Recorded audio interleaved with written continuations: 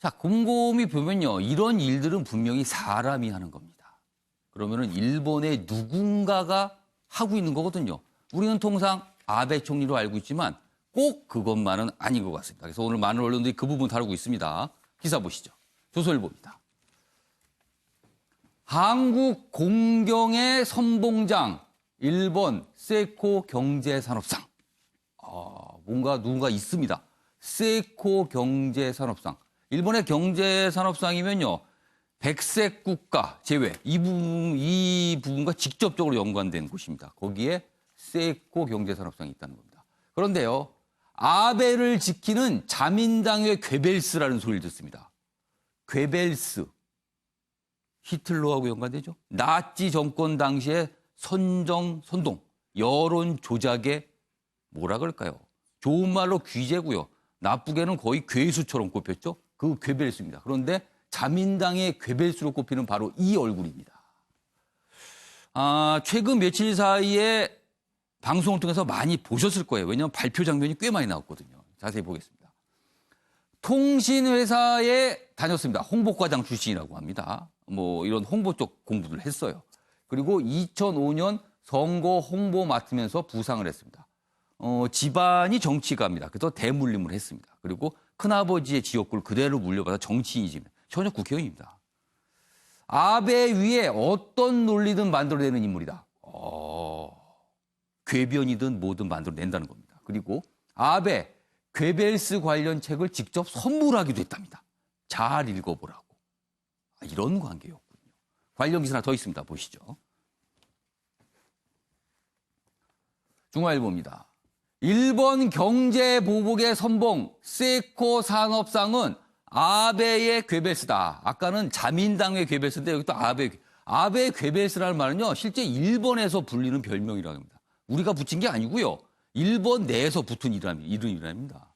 그만큼 뭔가 계속 말도 안 되지만 논리와 선전선동을 만들어낸다는 겁니다. 지금 이 경제산업상이 한국 공격을 주도하고 있다는 거예요.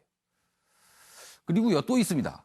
총리 관저 6인 회의 제안자다. 지금 아베 총리가 저렇게 우리를 향해서 강하게 나오는 그 뒤에는 총리 관저 6인 회의라는 게 있다. 그러니까 굉장히 어떻게 보면 이너서클 회의가 있다라고 있었거든요. 근데 이 회의 자체를 제안한 게 바로 이 세코 산업상이라고 합니다. 그 부분이 여기 지금 설명이 돼 있어요. 여기 보시면 이런 내용입니다. 2012년 말에 재집권한 아베에게 세코 산업상이 경제산업상이 이런 제안을 합니다. 총리 관저 핵심 참모들이 하루에 5분이라도 소통해야 된다면서 현재 관저 의사결정 핵심이 된 6인 회의를 제안해서 만든 겁니다. 그러니까 이 6인 회의에서 모든 게 사실상 결정되고 있다. 지금 이런 얘기가 나오고 있는 거거든요. 자, 그럼 여기서요. 저희가 관련 영상 준비했는데요. 보고 이어가겠습니다. 7月1日に発表しておりました通り、別表第3の国からアジアで唯一の該当国でありました、韓国が除外されることになります。この後7日に公布し、28日に施行をされます。これによりまして、韓国向け輸出などについて、一般包括許可が適用できなくなるとともに、キャッチオール規制の対象となります。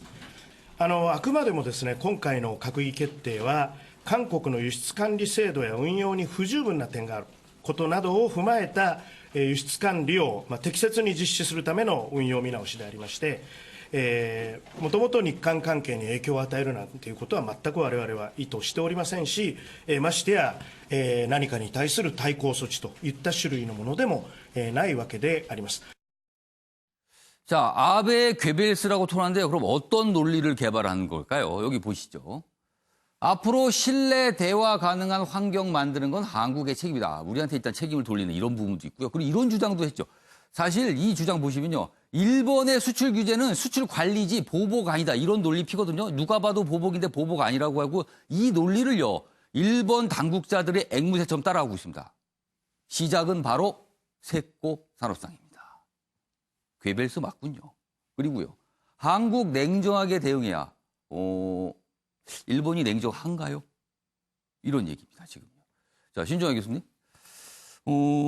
세코 산업상 저희가 좀 기사로 소개를 했는데 글쎄요. 아베 총리에게 이 인물은 어떤 존재이기에 이렇게 신임을 받고 옆에 두고 있는 걸까요? 네, 지금 세코 예. 경제 산업성 예. 저 개인을 분석하는 것도 중요하지만 예. 저는 그것보다 더욱 중요한 거는 지금 예. 현재 일본 정치, 사회 예. 경제를 이끌어가는 주도 세력의 성격을 먼저 보는 게 필요하다고 그럼 일단 그 봅니다. 세력이 누굽니까? 예, 바로 전후 세대라고 말해지죠. 그러니까 예. 즉 1960년대 이후 태어난 예. 사람들, 그래서 일본의 전쟁을 경험하지 않은 세대. 예. 그래서 자신들은 전후 일본이 계속 경제 성장을 할 때 예. 바로 뭐 유년기를 보내고 청년기를 예. 보낸 그런 세대들입니다. 그래서 이들은 일본의 전쟁 책임을 부인하고 예. 또는 일본이 충분히 전쟁에 대한 책임을 졌다. 이런 입장에 서 있는 사람들이 대다수라고 볼 수 있습니다. 예. 이런 점에 있어서는 앞으로도 일본이 전쟁 책임을 이렇게 뭐 표현하거나 예. 이런 건 좀 더 어려워진다고 볼 수 예. 있겠습니다. 그리고 또 하나 현재 아베 내각의 특징입니다. 그러니까 일본은 내각제죠. 저희 대통령제와 다릅니다. 예. 그렇지만 이제 아베가 한 10년 정도 계속 정권을 장악함으로써 일본에서는 아베 일강이라고 이야기해 줍니다. 그 얘기는 아베밖에 없다는 거죠. 아베가 한국의 거의 대통령제와 비슷한 준 대통령제 정도의 권력을 장악하고 있다. 그 그겁니다. 야당은 견제가 안 됩니까? 야당은 질의멸렬하죠. 아, 지금 일본의 야당이요? 일본의 야당은 거의 질의멸렬하기 때문에 예. 국민들도 아베에 대한 지지도는 50%가 안 됩니다. 예. 하지만 뭐 대안이 없기 때문에 자민당을 지지한다. 아. 이것이 아베 일강의 가장 큰 특징 중에 하나고요. 예. 그리고 또 하나는 아베가 한 10년 정도 예. 아베 수상이 계속 정권을 장악함으로써 예. 조금 전에도 말씀이 나왔지만 언론 통제를 하고 있다. 아. 그리고 또 하나는 관료를 장악하고 있다. 예.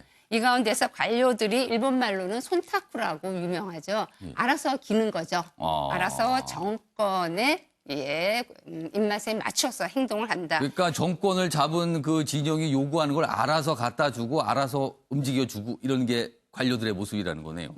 그렇습니다. 그리고 특히 이번에 이 세코 경제산업상이 앞서서 한국에 대한 경제 보복을 실시한 이유는 저는 제2차 아베 내각이 수립되었을 때 그때 내건 게 바로 아베노믹스죠. 그래서 그 이후 일본 경제가 침체에서 이렇게 성장으로 전환됨으로써 일본의 20대, 30대, 40대가 지금 아베 내각을 지지하고 있고요. 그리고 또한 얼마 전에 참의원 선거가 있었죠. 그때 바로 이쪽에서 경제산업상에서 잘못을 해서 일본인들에게 노자금 2천만 원이 필요하다. 우리 돈으로 2억 엔이죠. 그런 발표가 나옴으로써 국민들의 아베 자민당에 대한 지지도가 굉장히 떨어졌습니다. 그래서 이런 부분을 만회하고자 하는 그런 그럼 자기들이 의도도 국내에서 있다, 친 이렇게 사고를 가리기 위해서 외부로 지금 신을 돌리고 있다. 이렇게 볼 수도 있겠네요, 지금요. 그러니까 조금 더 충성을 조금 더 한다. 이런 식으로 볼 수 있겠습니다. 자기네들이 국내 정치를 엉망으로 해놓고 그 시각 국민들이 비난이 화살에 오니까 그거를 밖으로 돌리기 위해서 지금 외부의 적을 찾고 있다. 이런 모양새네요, 그럼요. 딱히 꼭 그렇다고 말씀은 드릴 수 없지만은 그렇게 보는 것도 가능하다. 이렇게 말씀드리고 싶습니다. 알겠습니다. 네, 박성진 기자. 지금 보니까 이 아베 개별수란 말이 딱 맞습니다. 이게 지금 나치의 선전상이 개별수 아니겠습니까? 이 개별수의 궤변 같은 명언들이 많지 않습니까? 거짓말도 처음에는 부정되고 그다음에 의심되지만 반복하면은 모든 사람이 믿게 된다. 이런 식의 어떤 반복적인 개변을 하지 않습니까? 또 이거 개별수가 또 유명한 또 말이 있습니다. 언론은 정부가 연주하는 피아노가 돼야 된다. 그런 차원에서 언론 자유라는 게 있을 수가 없는 거예요. 그럼 언론은 비판 기능은 있어서는 안 된다는 게 되네요. 일본이 딱 그런 경향으로 가고 있는 게 2011년도에 언론 자유 지수가 32위였거든요. 작년에는 67위로 35계단이나 떨어집니다. 이게 이제 아베 2차 내각이 들어서면서부터 나오는 건데 그만큼 이런 아베스 개별에서 등장하면서 언론 자유도 떨어진 거니까 완전히 이 쌍둥이처럼 가는 게 참 걱정스럽습니다. 지금 우리가 세코 경제산업상 얘기하는데요. 뭔가 선정성동을 일본 내 주도하고 있다라잖아요. 그래서 그럴까요? 이런 일도 있었습니다. 여기 보시면요. 파국 키우는 일본의 망발이다. 차관급까지 나서 문재인 대통령이 정상이 아니다. 이렇게 얘기를 했답니다. 사실은요, 일본 외무성 부대신, 여기 있습니다, 얼굴. 사또 마사히사입니다. 부대신은 우리로 치면 차관이에요. 그런데 더더군다나 중요한 거는요, 외무성 차관입니다. 외교관입니다. 외교관은요, 아무리 전쟁까지 갈 수 있는 험악한 분위기도 절대로 험악한 소리 안 하거든요. 점잖게 얘기를 하고요. 외교적 수사를 구해하는 게 상식입니다. 그런데 상식 밖에 다른 나라 정상한테 정상이 아니다. 이렇게까지 얘기를 하는 겁니다. 이거는요, 도가 지나친 겁니다. 누가 봐도요. 여기 보시면 일본 방송에 출연해서 품위 없는 말을 썼다. 문제 삼는 게 적반하장이에요. 적반하장. 그 표현을 썼다고 그러는 거예요. 그럼 적이 아니면 되지. 본인들이 적이라고 생각하는 겁니까? 왜 그러는 겁니까? 2012 그리고 이 사또 마사히사는요. 2011년 우리나라 방한했는데 입국 못했습니다. 왜 그러냐면 울릉도를 가겠다고요. 그때 독도 문제가 한참 있었을 때 울릉도를 가겠다 그랬어요. 그게 알려지면서 우리나라 들어왔다가 입국 못하고 도로 돌아갔거든요. 어떻게 보면 굉장히 극우적인 인사입니다. 이런 인사가 일본 외무성의 차관을 맡고 있습니다. 일본의 모습입니다. 지금요. 뭔가 이상하죠? 일본 내에 어떤 인물들의 큰 그림들이 뭔가 있는 것 같기도 합니다. 이런 모습들 보면요. 알겠습니다. 자, 그럼 지금 우리의 맞대응 조치가 여러 가지 얘기가 있습니다. 지난 금요일에 우리도 일본을 백색 국가에서 제외한다. 일단 발표는 있었습니다. 그리고 지소미아 얘기, 한일 군사정보보호협정 얘기 꽤 있죠? 그런데 실질적으로는 아직까지는 논의만 있는 겁니다. 논의만. 근데 이 문제는 바로 할 수 있을 것 같습니다. 그 얘기입니다. 다음 보시죠. 우리 군사훈련 얘기입니다. 광복절 독도 방어 훈련 검토한다. 그리고 훈련 장면을 외부 공개하는 것도 추진한답니다. 지금까지는 이 훈련 1년에 2차례가 있었습니다. 그러나 조용히 했습니다. 그리고 올해는 원래 상반기에 해야 되는데 연기했습니다. 왜냐하면 일본과의 관계를 우리가 배려한 거죠. 그런데 더 이상 배려할 필요가 없는 상황까지 가버렸지 않습니까? 이 정도까지 일본이 나오고 있는데 배려를 해야 되라는 거죠. 6월 훈련 한일 관계 고려에 연기했는데 더 이상 연기 안 하겠답니다. 하겠다는 겁니다. 그런데 이 훈련 할 경우에 독도입니다. 독도. 일본 반발이 예년보다 더욱 거세질 듯하다. 아마 또 일본 내 정치인들이 정치적으로 활용을 하겠죠. 한국 봐라, 저거 봐라 이렇게 하면서요. 여기 좀 더 자세히 돼 있습니다. 지난 6월에 하려고 계획했지만 한일 관계에 미칠 파장을 고려해 미뤘다. 이 아랫부분 봐주시죠. 독도 방어 훈련은 1986년에 시작됐다. 매년 상하반기에 한 차례씩 실시하며 지난해는 6월과 12월에 각각 진행했다. 올해도 6월에 원래 해야 되는 거였는데요. 연기하고 있었던 겁니다.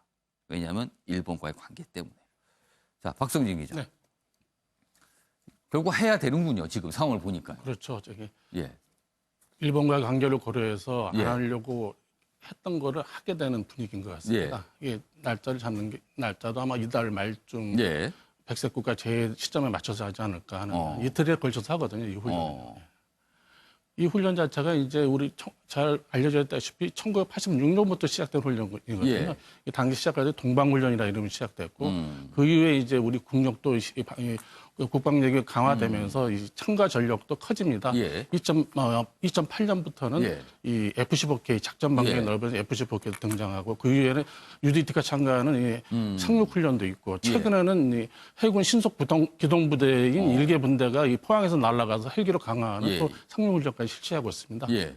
이 관련해 가지고 이게 지금 12월 달하고 6월 달에 하는 거를 지금 이 자체도 지금 2015년부터는 예. 공개를 하지 않았거든요. 이게 구태야 뭐 해교적 지비를 하고 있는 독도를 우리가 그 훈련을 뭐 과도하게 공개해가지고 구태야 일본을 자극할 필요가 있느냐. 우리 땅인데 이미. 예. 그래서 공개하지 않았는데 올해 같은 경우는 외부 공개도 크게 고려하고 있는 것 같습니다. 그럼 올해 공개하게 되면 또 일본 반발할 거 아니에요? 당연히 이제 그런 수순을 가겠죠. 그러면 또 이게 또 더 좀 험악해질 수도 있는 상황으로 갈 것 같아요. 그래서 좀 저희가 그렇지만은 이걸 안 할 예. 수가 없는 게 최근에 이 중국 폭격기의 이 카디제 침입 또 예. 그리고 러시아 이 정찰기의 우리 독도 영해 침입 같은 독도 거 영공을 넘어왔어요. 예. 그런 상황을 고려했을 때는 이번 훈련은 반드시 해야 되는 이유가 있는 게 반드시 일본 때문뿐만이 아니고 우리의 어떤 영토 소유 의지를 중국이나 러시아에도 반드시 보여줄 필요가 있기 때문에 반드시 해야 된다고 봅니다. 이거. 그러니까 만약에 일본이 반발할 경우에 우리는 논리가 있습니다. 러시아 군용기가 독도 영공을 침범했는데 그럼 우리가 훈련을 안 하는가?